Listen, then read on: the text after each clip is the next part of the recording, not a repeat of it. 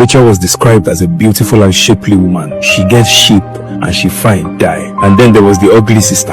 And just like the Englishman would say, she wasn't easy on the eyes. She wo. So we have fine die, wo die. Both sisters married to the same man. Now you see this ugly sister, because she knew she was unloved by her husband Jacob, her whole life became centered around her husband's approval. And fortunately for her, she was very fertile and bore children, while the beautiful sister was buried. The ugly sister Leah gave birth to her first son and named him according to her beaten and battered self-esteem. She named the first child Reuben, saying, "See, I bore him a son, now he will love me."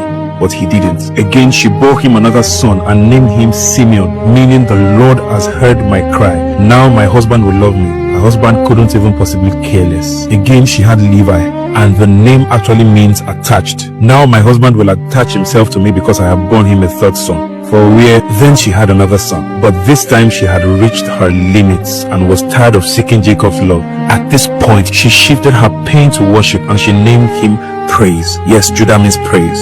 And she literally said, "I will praise the Lord." Now this is where we're going with all of this. Out of all of Jacob's 12 sons, the sons of the unloved wife Leah were the ones with the greatest inheritances. The Levitical priesthood came from her third son Levi. And even though she named him Levi, which means attached, God said, "This one will be attached not to Jacob but to me." This is the Lord himself speaking. He says, "The Levites will have no inheritance with Jacob, but I myself will be their inheritance."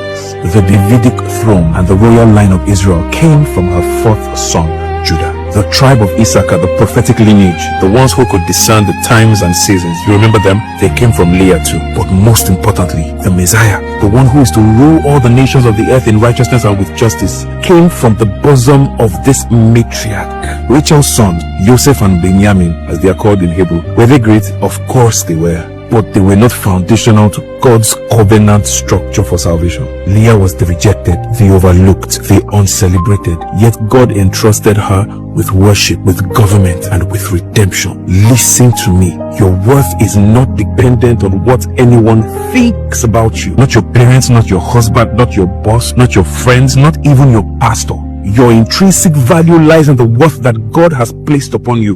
The one who made you said he did so fearfully and wonderfully. It means when he was forming you, his resolve was, this one is so valuable to me that she is worth dying for. And like Leah, until we birth Judah, which means praise, we will continue to have these sad and sordid experiences, because you will not only continue to align yourself with people who don't know your worth, but also spend your existence working for their validation.